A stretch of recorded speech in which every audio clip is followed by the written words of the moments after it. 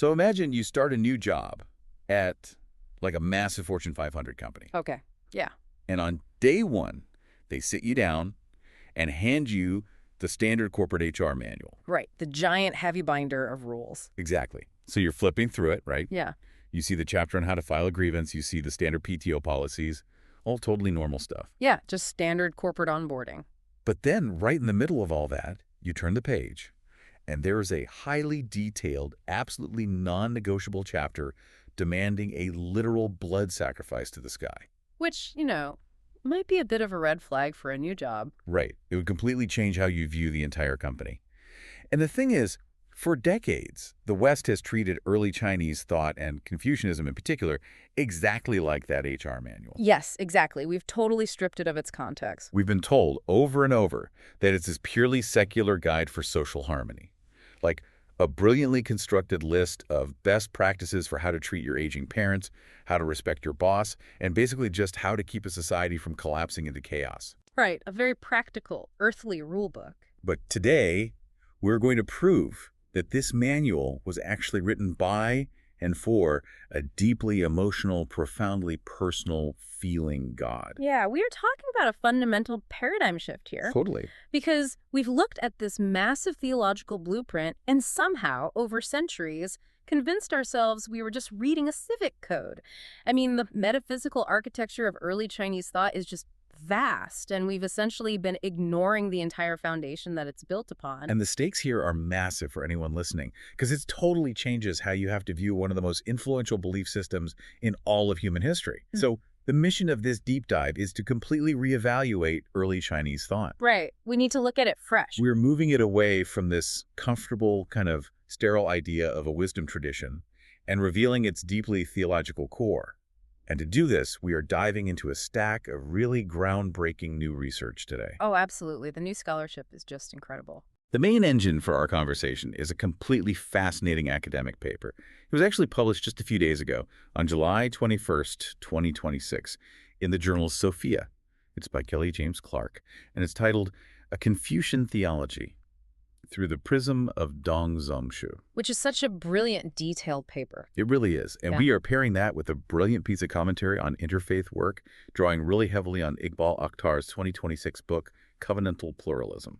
And I think what both these texts are doing is demanding that we take off those modern secular glasses we've all been wearing. Right. They are asking us as modern readers to read the foundational literature of China with the exact same theological seriousness that we apply to, say, the Torah or the New Testament or the Quran. Which brings us to the core question for you to keep in mind as you listen to this deep dive today. Yeah. Is Confucianism merely a philosophy of social harmony? Yeah. A kind of ethics without God? Yeah. Or has a modern distortion completely blinded us to its deeply spiritual theological reality? That is the million-dollar question.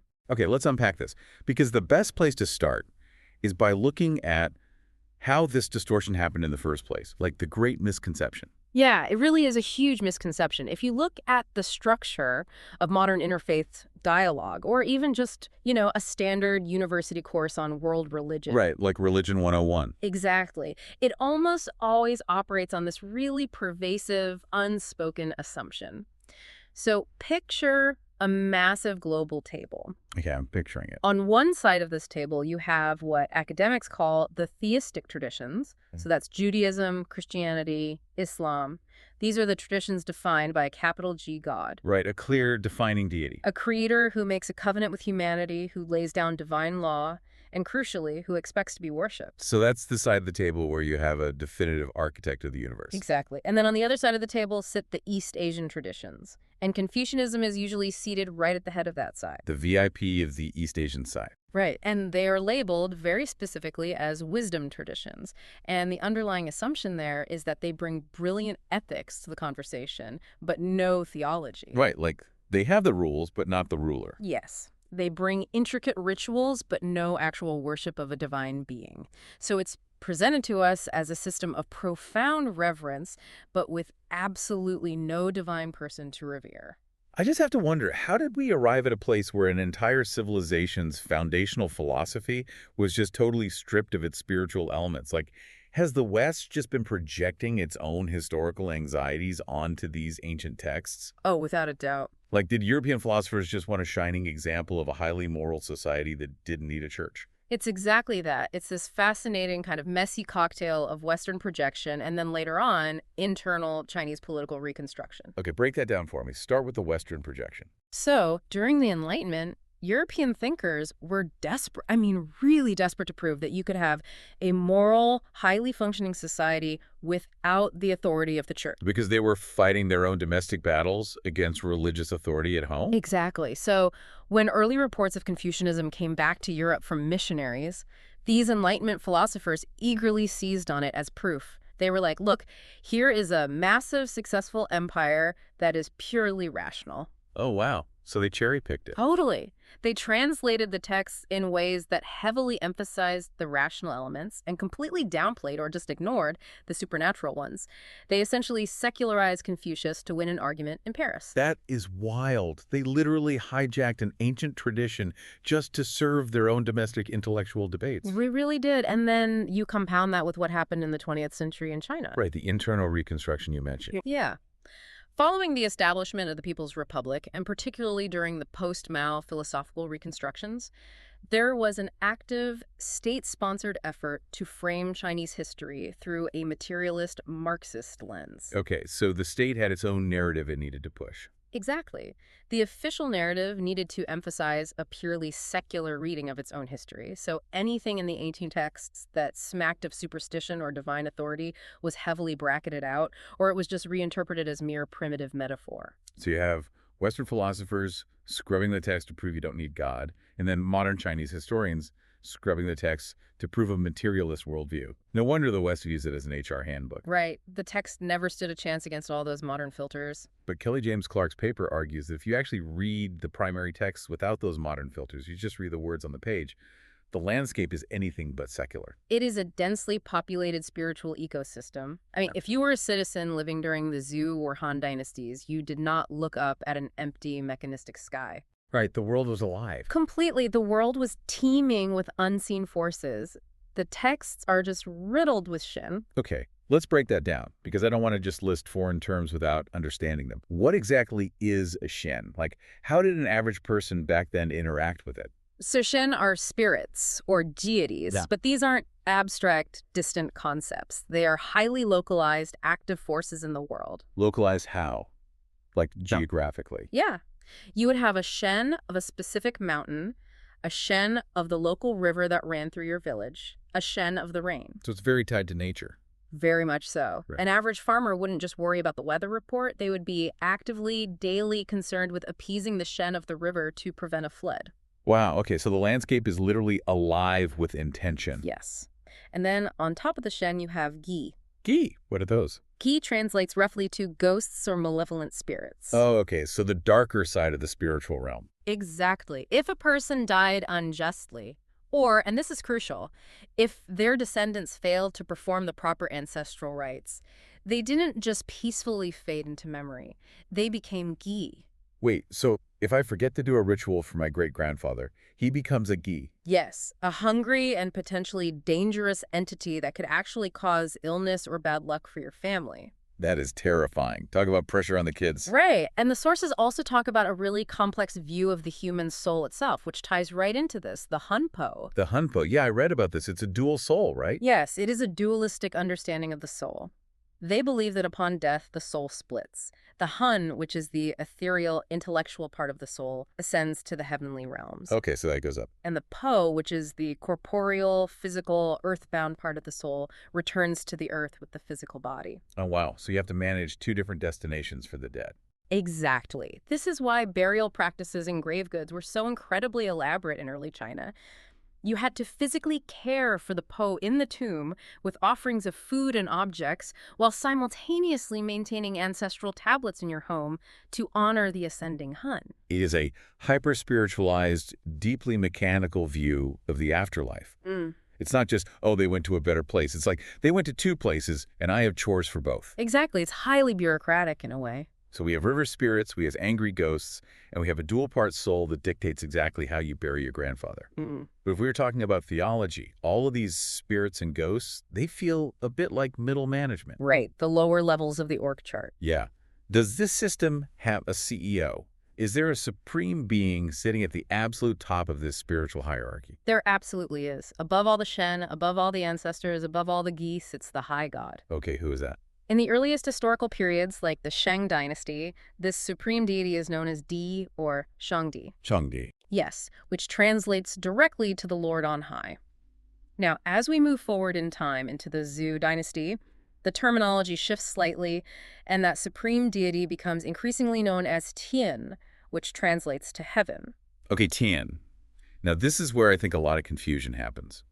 When a modern Western listener hears the word heaven, they immediately think of a place. Right. You know, the pearly gates, the clouds, a destination you go to when you die. It's a location. But that's not what Tian means in this context, is it? Not at all. That is a massive misconception. Tian is not a location. Tian is an active supreme agent. An agent, so a being. Yes. To give you a sense of how deeply embedded this is, Kelly James Clark points out something incredible in his paper. He looks at the Analects. Which is the absolute foundational text of Confucianism. Exactly. It's the text that defines the entire tradition. And in the Analects alone, there are 17 separate references to an anthropomorphic heaven. 17. That's not just a passing metaphor. No. 17. We are talking about a heaven that has a will, a heaven that judges human actions, a heaven that actively protects people. Do we have an example of that protection? Yeah, a great one. Confucius himself, when he is surrounded and threatened with assassination in the state of Kuang, he doesn't rely on, secular stoicism or martial arts. What does he do? He says, and I quote, "Heaven produced the virtue that is in me. What can the people of Huantui do to me?" Wow. He views his earthly mission as directly, personally protected by a conscious, divine entity. 17 references in the foundational text. This isn't a fringe interpretation at all. It is the literal bedrock of the philosophy. It's baked right in. And if this high god, this Tian, is so central, then we have to figure out how this theology actually governed the empire in practice. Because you don't just have a highly emotional, powerful god and then leave him alone. Right, you have to interact with him. Exactly. There has to be a physical mechanism for how humanity talks to him. No. Which brings us directly to the Han Dynasty and a scholar who basically re-engineered the entire cosmos for the emperor. We need to talk about Dong Zhongshu. Oh, Dong Zhongshu. If we want to understand Confucian theology at its most systematized and powerful, he is the indispensable figure. Okay, give us the quick bio. Who was he? He lived from roughly 195 to 115 BCE.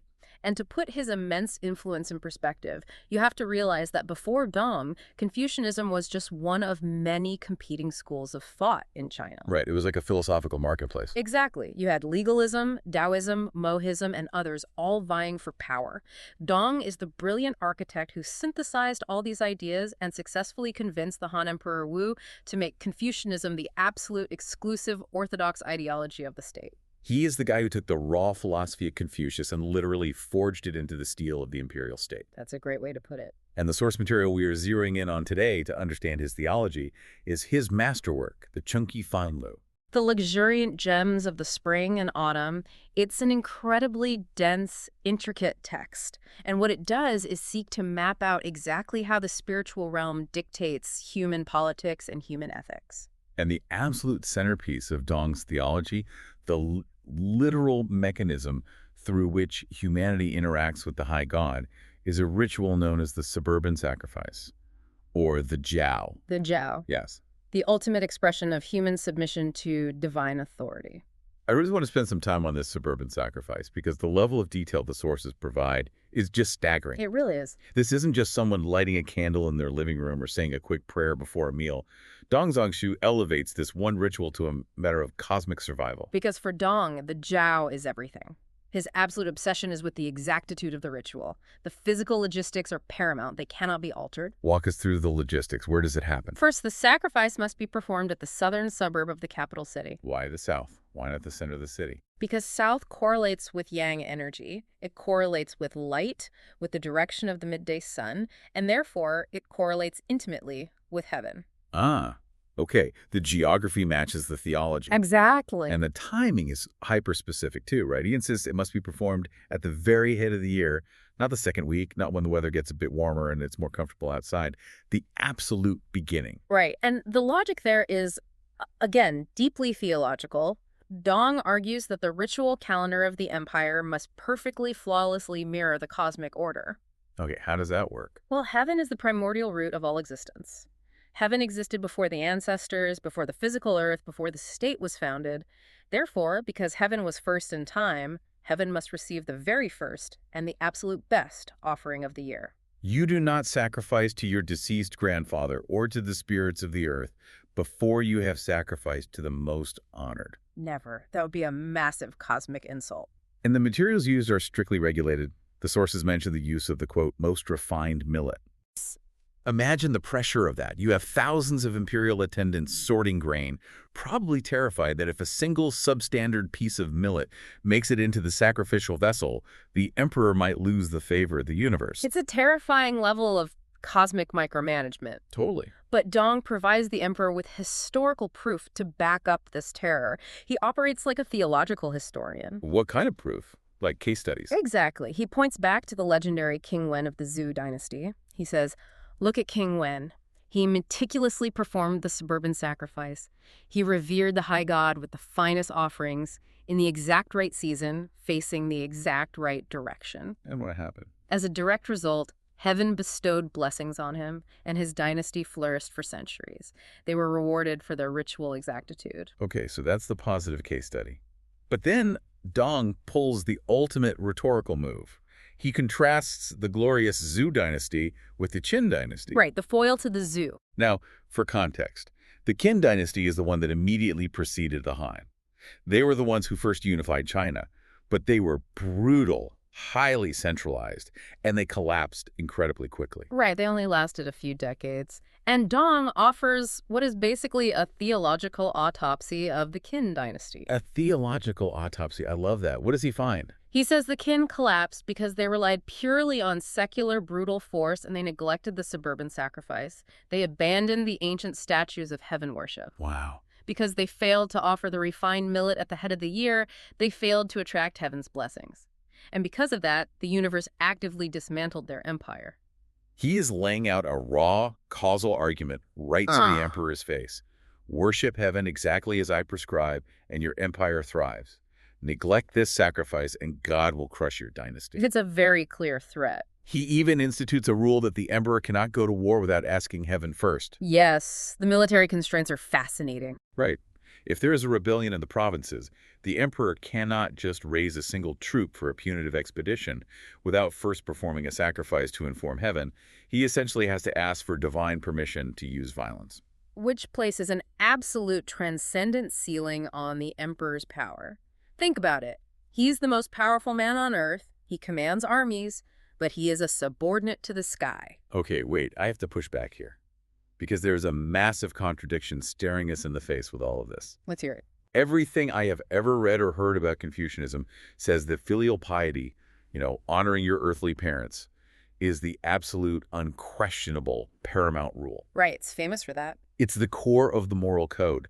Doesn't the Xiaojing, the classic of filial piety, literally say that this earthly reverence for your parents is the root of all virtue? It does say exactly that. So how can an emperor, who is supposed to be the model of Confucian virtue for everyone else, prioritize a cosmic ritual over his own human parents? That seems totally contradictory. What's fascinating here is how Dong Zhongshu navigates that exact contradiction. Because you're right, it's a huge problem. And his solution is perhaps his most brilliant theological innovation. How does he solve it? He doesn't discard filial piety at all. He scales it up. He takes the concept and expands the definition of family to include the entire cosmos. Okay, Dong points out that the emperor holds a very specific literal title, the Son of Heaven. Therefore, logically and theologically, his heavenly father outranks his earthly father. Oh, wow. That is incredibly clever. Isn't it? He takes the most sacred, unquestionable earthly virtue, obeying your dad, and he weaponizes it to enforce the worship of a supreme god. Precisely. The logic is completely inescapable for a Confucian. Dong writes something to the effect of, how can one who receives the designation of Son of Heaven fail to perform the rites? This is no different from the son who must not fail to provide food for his father. So he just swaps the fathers. Yeah. He argues that when the new year arrives, the emperor must sacrifice to heaven first. Only after the Heavenly Father is fed and honored does the emperor dare to offer sacrifices to the spirits of the earth or his own deceased human ancestors. Heaven before earth, the divine parent before the human parent. Always. And he pushes this to an extreme that I think modern people will find shocking.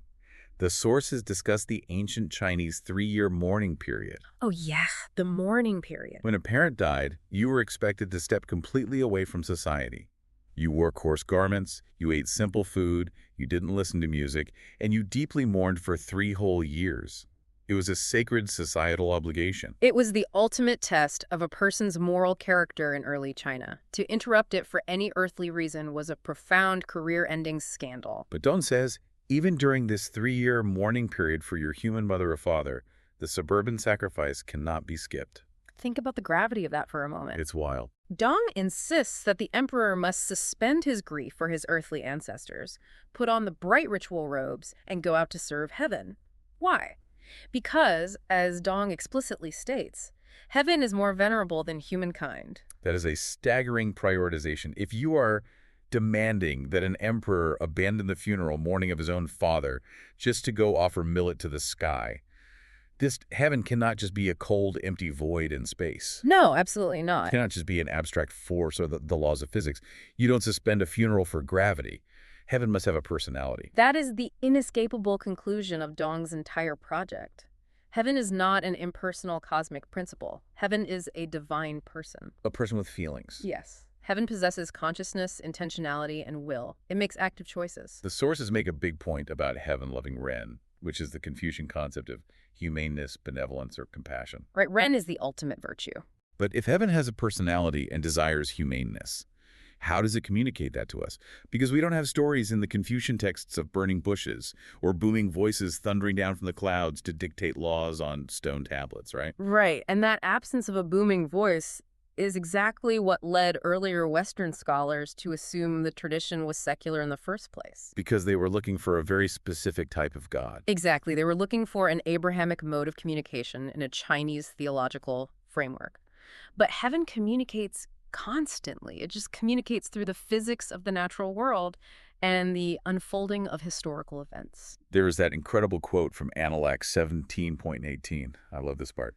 Confucius is frustrated, and he tells his disciple he is thinking of giving up speech entirely. A very dramatic moment for a teacher. Right. And his disciple panics and says, if you do not speak, what will we, your disciples, have to pass on? And Confucius replies, what does heaven ever say? Yet there are the 4 seasons going round, and there are the 100 things coming into being. What does heaven ever say? It's such a profound epistemological statement. Heaven doesn't need to speak words, because the very mechanics of the universe are its language. The seasons going round are the articulation of God's will. Yes. And Dong Zhongshu takes the seed of an idea from Confucius and constructs an entire theological physics around it.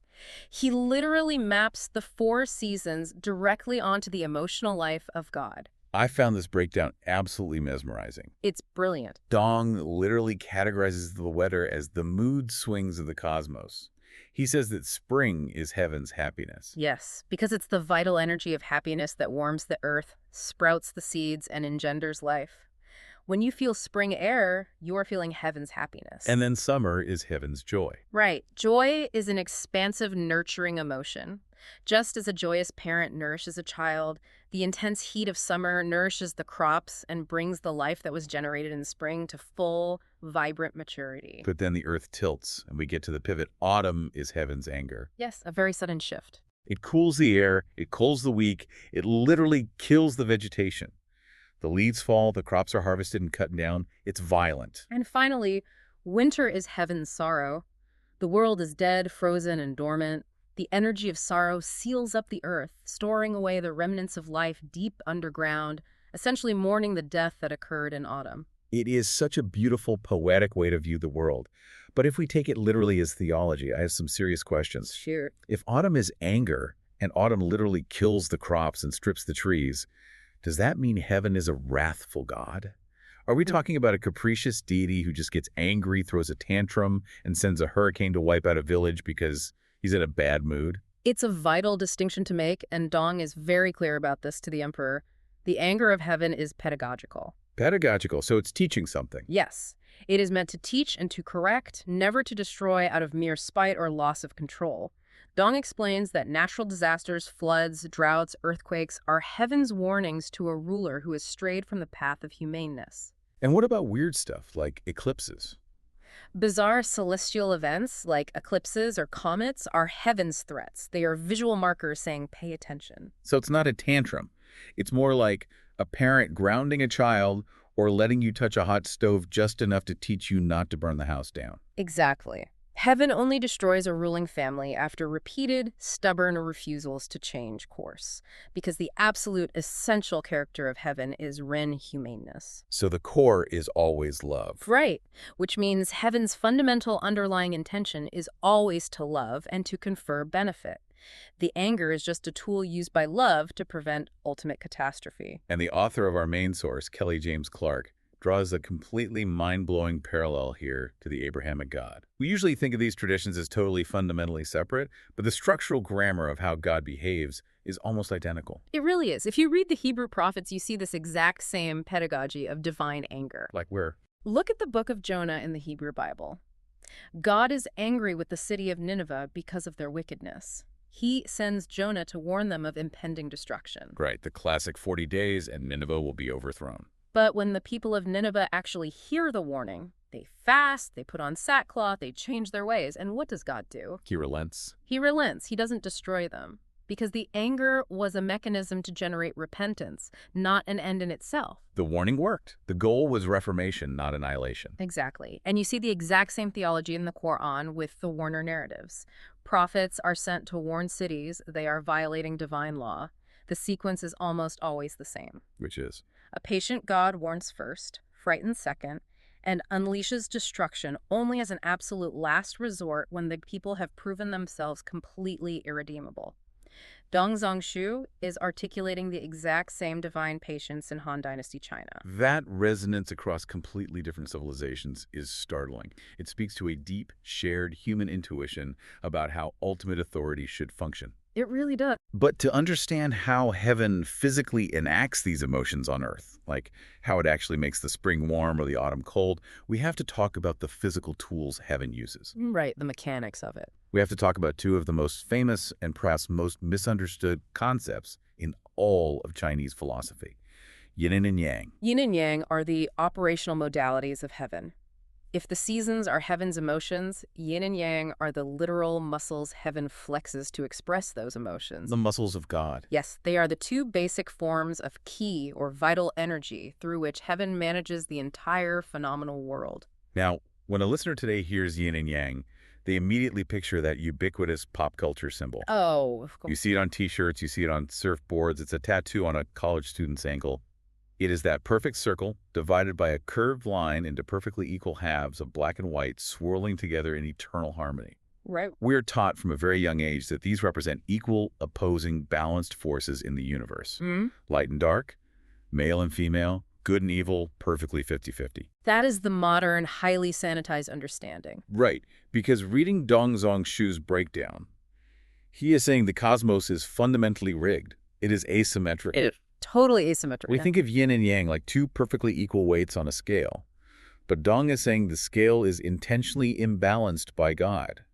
Yang is a 50-pound weight and yin is like a 5-pound weight. If we connect this to the bigger picture of Dong's theology, the idea of perfect balance is actually a dangerous misreading of the universe. In Dong's system, heaven actively privileges yang over yin. So they aren't equal at all. No. They are complementary, yes, because you need both hot and cold to complete a full year, but they are absolutely hierarchical. How does that hierarchy actually play out in his physics? Like, what does yang actually do versus yin? Well, remember that heaven loves accretion growth, life, expansion, and heaven abhors rescission, death, decay, contraction. Therefore, yang is associated with spring and summer, with life-giving warmth, and most importantly, with the supreme virtue of humaneness. So yang is the good stuff. Yin, on the other hand, is associated with autumn and winter, with cooling, killing, punishment, and the human vice of greed. Dong literally says that yang is the master of the year and yin is just the assistant. I love that analogy. Yang drives the car, yin just sits in the passenger seat and helps navigate when it gets dark. Yes. Yang drives the primary creative processes of the universe. Yin serves a necessary but strictly auxiliary function. Heaven intentionally restricts yin so that yang can predominate. The universe is biased toward life and benevolence. And the implications of that rigged scale go far beyond a philosophical quirk, because Dong views the physical cosmos as the ultimate template for human behavior. Exactly. As above, so below. He argues that human rulers must emulate this cosmic asymmetry. If the emperor is the son of heaven, he has to act like his father. Precisely. A ruler cannot just be 50% nice and 50% brutal, claiming he is balancing his role. Like, I executed a bunch of people, but I also built a hospital, so we're good. Right, that doesn't work. A ruler who relies heavily on harsh punishments, which correlates to the killing energy of yin, rather than transformative moral education, which correlates to the life-giving energy of yang, is defying the very fabric of the cosmos. He is physically breaking the scale of the universe. Dong explicitly warns the emperor, he says. Punishment cannot be used to perfect the age, just as yin cannot be used to complete the year. The ruler must put love first and sternness behind. Or else what? Or else he brings disaster. If an emperor uses violence as his primary tool, he is literally pulling the deathly cold of winter into the middle of summer. It is an abomination against nature. And the sources bring in another concept to illustrate this hierarchy of loyalty, which is the 5 phases theory. Specifically, Dong's interpretation of the earth phase. Yes, the 5 phases: wood, fire, metal, water, and earth. Exactly. Dong uses the 5 phases to map out relationships of generation and overcoming, but his treatment of earth is really unique. Earth sits at the center of the phases. It does an incredible amount of heavy lifting. It does all the work. The earth generates the wind, it produces the rain, it grows the grain that feeds the entire empire. But earth doesn't take the credit for any of it. Exactly. Earth produces the wind, but it defers all the glory to heaven. That is why we call them heavenly winds and heavenly rains, even though they originated from the physical earth. Dong uses this as the ultimate model for great loyalty in human politics. It's a blueprint for the perfect civil servant. Just as earth serves heaven with immense diligence and hard work, but gives heaven all the reputation for the achievements, ministers must serve the emperor. The natural world isn't just a backdrop for Dong, it is a literal, physical instruction manual for political structure. The physics of the world dictate the ethics of the world. Exactly. Okay, so if the cosmos absolutely demands that benevolence yang rules over punishment yin, and the emperor, as the son of heaven, is tasked with executing this benevolent will on earth. But what happens when the emperor goes bad? The tyrant problem. Right. What happens when the guy in charge gets paranoid, gets greedy, and decides he really prefers the sharp, punitive edge of yin? This brings us to the absolute crux of Dong's political theology, and it revolves around the precise definition of the emperor as the unique, singular mediator between heaven and earth. Here's where it gets really interesting, because the sources break down the actual etymology of the Chinese character for king, which is Wang. Yes, it's a beautiful visual representation. This blew my mind. The character is drawn with 3 horizontal lines. The top line represents heaven, the bottom line represents earth, the middle line represents humankind. Right. And those 3 horizontal lines are connected, straight through the center, by a single vertical line. And that vertical line represents the king. He is the physical thread that joins the realms of existence. He is the singular conduit of cosmic authority. Dong writes that the Son of Heaven alone receives orders directly from heaven, and then the world receives its orders from the Son of Heaven. It is a very strict, uncompromising chain of authority. But looking at that structure, doesn't that inherently license absolute tyranny? It sounds like it, doesn't it? Yeah. If an emperor can stand up in front of his court, point to the sky, and say, "I is the vertical line. I have a direct, exclusive hotline to the supreme architect of the universe. My authority comes from the high God. Who on earth can possibly argue with him?" It sounds like the perfect theological recipe for an unchecked, brutal dictatorship. It absolutely would be if it weren't for the brilliant structural constraint that Dong builds directly into the center of this theology. What's the constraint? It is the most famous political concept in all of Chinese history. The mandate of heaven. The Tian. The mandate of heaven. The power conferred upon the emperor by heaven is highly, highly conditional. The ruler is bound by an unbreakable mutual obligation. Conditional power. He doesn't own the throne. He's just renting it. And heaven is the landlord. A landlord who demands very specific upkeep of the property. The formula Dong uses is brilliantly simple but devastating in its implications.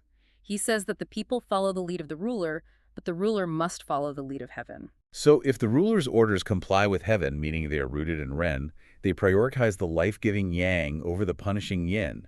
They actively benefit the people, then the people comply. The system works. And this is the most radical part of the entire theology. If a ruler's orders defy heaven, if he becomes cruel, selfish, and reliant on yin, the people do not just have the right to disobey. What do they have? They have an obligation to disobey. An obligation to disobey the emperor. Let that sink in. In an ancient empire, the foundational theology dictates that a citizen must rebel against a tyrant. Yes, because an emperor who doesn't act like heaven is no longer actually the emperor. The vertical line has been broken. Exactly. The mandate is gone. Dong's theology does sacralize authority, yes. It makes the throne a divine institution. But it simultaneously constrains the man sitting on it. Heaven's authority always, without exception, supersedes the emperor's authority. So when he loses the mandate. When a ruler loses the mandate of heaven, he is stripped of his cosmic protection. He is no longer the son of heaven. He is just a man. And a man who oppresses the people can and should be overthrown. And the expert commentary we are referencing, drawing from Iqbal Akhtar's work on covenantal pluralism, brings this into a staggering global perspective. It's such a vital comparison. We tend to think of this as a uniquely Chinese phenomenon, but the sources connect this exact logic of constrained power to other major world traditions. When we look at the Hebrew Brit, the covenant, we see a nearly identical structural constraint on power. In ancient Israel, kingship was never absolute. The king was always fundamentally answerable to divine law. Right, he wasn't above it. Exactly. The Torah explicitly limits the king's ability to amass wealth, wives, and horses, ensuring he doesn't elevate himself above the law or exploit the people. Think about the story of King David and the prophet Nathan. David is the anointed king, the hero of Israel. But he abuses his power, commits adultery with Bathsheba, and has her husband Uriah killed in battle. He acts like an absolute tyrant. A classic abuse of power. And what happens? Nathan, a prophet with no army and no political power, walks right up to the king and condemns him to his face. Nathan holds David accountable to a higher divine law, and David has to repent. That is the exact mechanism of the mandate of heaven in action. In China, it was a Confucian scholar's men who studied the will of heaven through the classics and the natural world who function like the Hebrew prophets. Oh, that's such a good parallel. They had the moral authority, backed by the cosmos, to stand before the emperor and tell him he was violating the will of the high god. And Akhtar's work also connects this to the Islamic tradition, specifically the Medinan Mitak. Yes, the Prophet's Compact in Medina. When the Prophet Muhammad arrived in Medina, he didn't establish an absolute dictatorship. Right. He formed a mitak, a covenantal constitution that bound diverse tribes, Muslims, Jewish tribes, pagan tribes, into a single political community, an ummah. And this community was bound by mutual obligation and divine witness. The leader was responsible for justice according to divine parameters. In all these traditions, Confucian, Jewish, Islamic transcendent authority is not there to give tyrants a blank check to do whatever they want. It is the exact opposite. It constrains them. God is brought into politics specifically to discipline human power. Power is elevated and sacralized only so it can be held accountable by something infinitely higher than the state itself. It is a shared architecture of human civilization. Whether you are in ancient Israel, 7th century Arabia, or Han Dynasty China, there is this fundamental, profound human realization that the ruler cannot be the ultimate judge of his own actions. There must be an independent, transcendent standard of justice. This completely changes how we should view global dialogues between different cultures. It shatters that neat binary map we talked about at the beginning of the show with the big table. He totally does. We aren't looking at theistic religions on one side and secular wisdom on the other. We are looking at different cultures utilizing a very similar theological grammar to solve the exact same ultimate human problem: how to keep powerful men from destroying society. And that realization fundamentally reshapes the interfaith table. The commentary we're referencing pulls out 3 major implications from Kelly James Clark's work for how we talk about religion, philosophy, and politics today. Let's walk through those because they are incredibly actionable. The first implication is that Confucians belong in theological conversations, not just ethical ones. Historically, if there was a global interfaith gathering to talk about the nature of God, divine revelation, or the afterlife, East Asian traditions weren't invited to the main stage. Right, they were put at the kids' table. They were relegated to breakout sessions about family values, work ethic, or social harmony.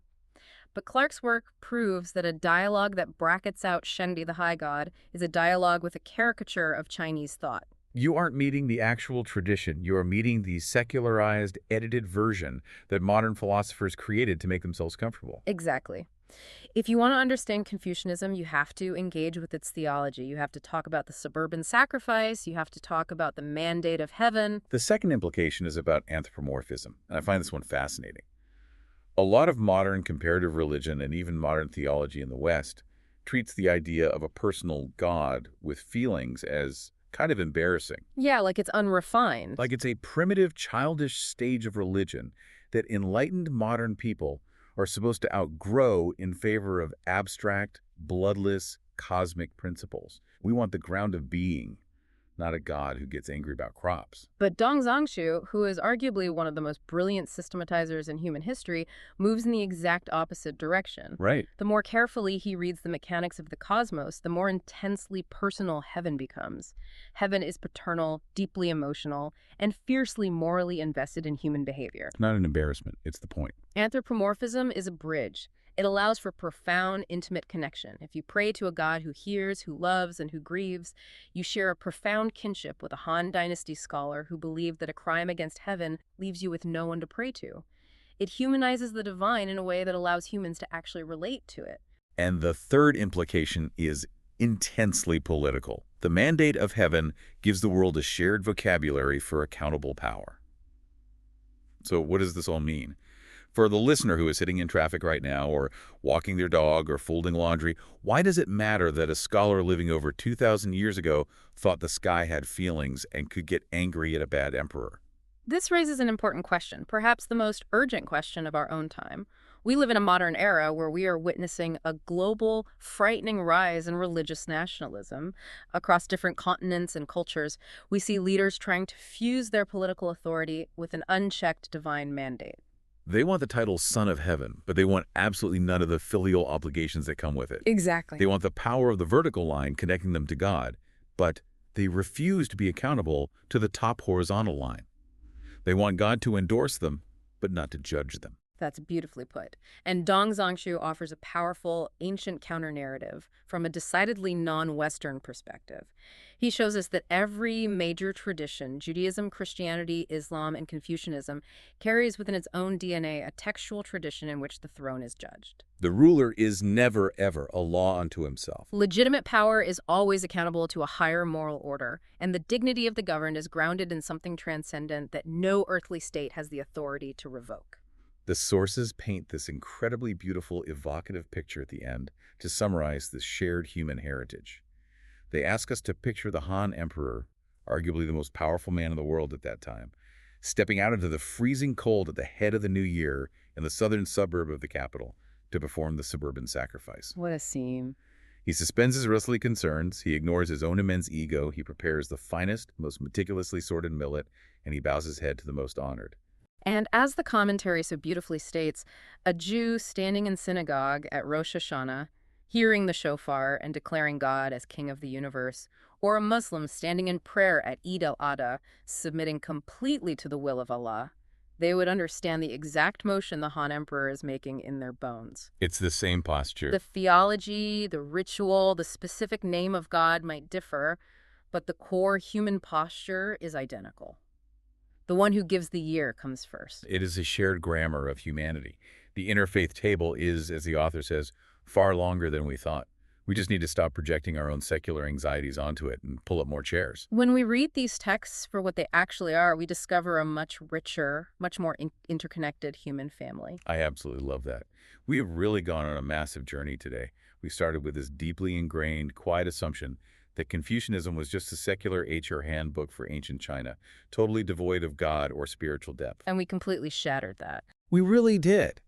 By looking through the prism of Dong Zhongshu and the Chunky Fan Lu, we have peeled back the layers to discover a universe governed by a heaven that feels, that cares, that gets angry specifically to warn us, and that holds human power strictly, rigidly accountable. We found a theology of a divine parent who desires our humaneness above all else, and who rigged the very seasons of the year to prove it. It completely rewrites the atlas of human thought. And before we go, I want to leave you, the listener, with a final unscripted thought to mull over.